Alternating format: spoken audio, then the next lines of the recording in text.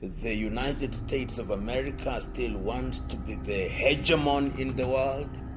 They want to control affairs. They want the dollar to remain the dominant currency in the world. They want their military to be the strongest in the world. They want to dictate what happens not only in the continent of Africa but in Asia. They want to be dominant in business. They want to be dominant in science.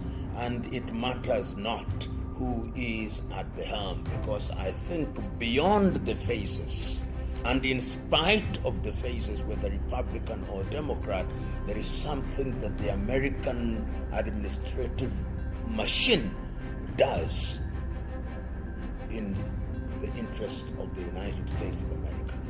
It is very difficult to predict, particularly the wars that are going on. That is, the major wars that are alive today is the war between Israel. Initially started, as we know, with Hamas, has now gone to Hezbollah, is now brought in the Houthis, and is threatening to bring in the Iranians.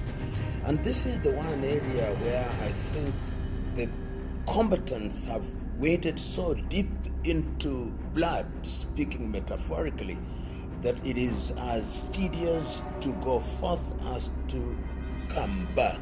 And we have seen the many forays that have been made by the U.S. Secretary of State, Mr. Blinken, in the Middle East. And yet there is nothing tangible that has come about. We have also seen the rhetoric as regards the war between Ukraine and Russia, and we see that the war is no longer just a fight between Russia and Ukraine. Members of NATO are very active, rhetorically and otherwise, and are helping the Ukrainians materially and logistically. And of course, Trump argues and is on record as saying that he will do everything in his power to bring the wars to an end. So I am of the view, which is subject to being second-guessed, that a Trump presidency may very well be the presidency that will quicken the end of the wars. That is my own view. But easier said than done. One must be cautious in making such statements.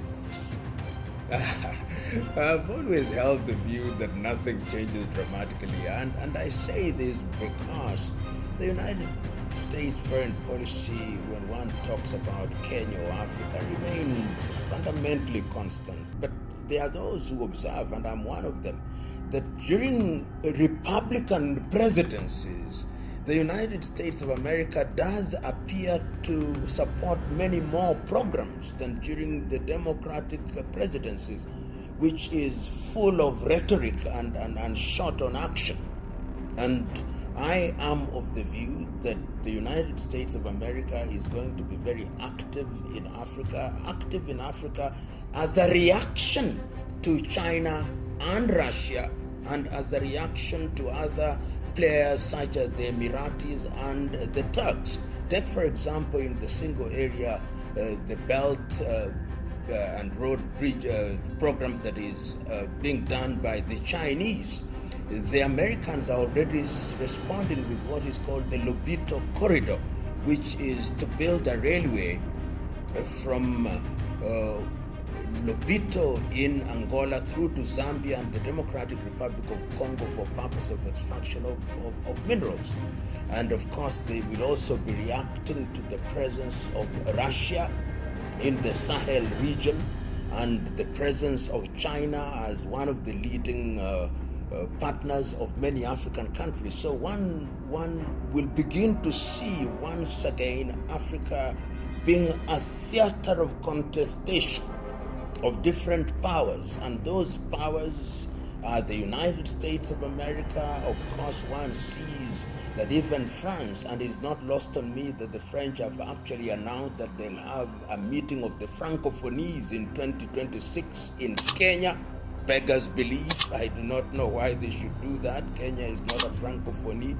You've seen the British also through the Commonwealth becoming a lot more aggressive. The Turks are equally aggressive. The Emiratis are equally aggressive. The Chinese are a little bit more subtle.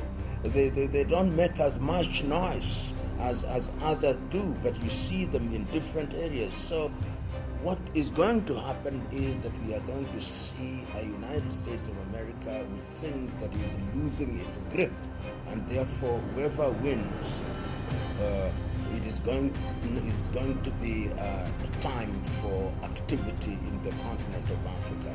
The United States of America is a country that cannot be ignored. It still has the strongest economy in the world. It is a hegemon militarily. It is a strong nation. Economically, it is a strong nation.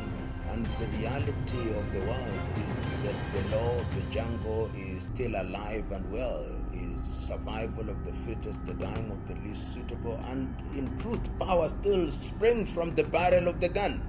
So we in the continent of Africa must pay attention. You remember that the United States of America has a basis in a number of African countries, and going forward we must define, particularly in the continent of Africa, we must define how we are going to engage with the United States of America.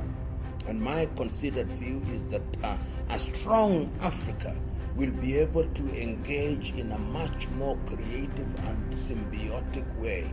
A weak Africa will be manipulated by the United States of America.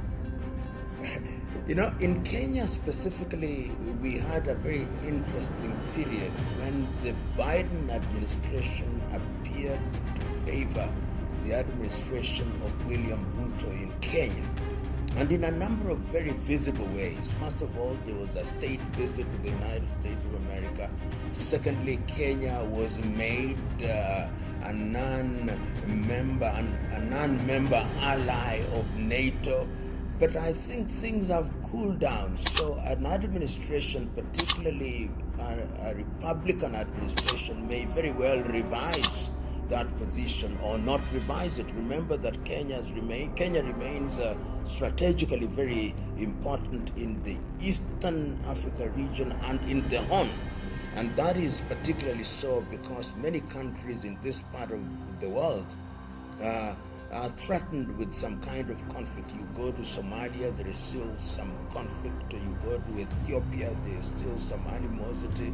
Sudan, of course, we know what is happening there. South Sudan is also going through its own difficulties. So Kenya has major strategic value.